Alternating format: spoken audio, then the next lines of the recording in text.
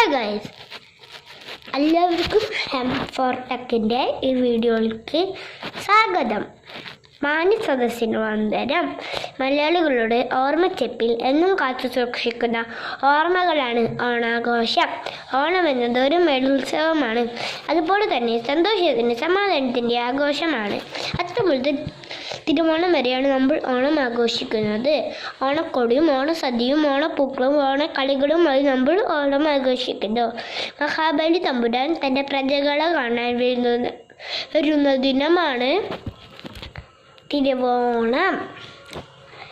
കള്ളവും ചതിയുമില്ലാത്ത നല്ല ദിവസങ്ങൾ ഇനിയും നമുക്ക് ഉണ്ടാവട്ടെ.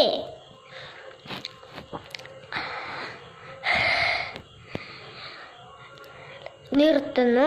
പ്രേക്ഷകർക്ക് ഓണാശംസകൾ നേരുന്നു. നന്ദി.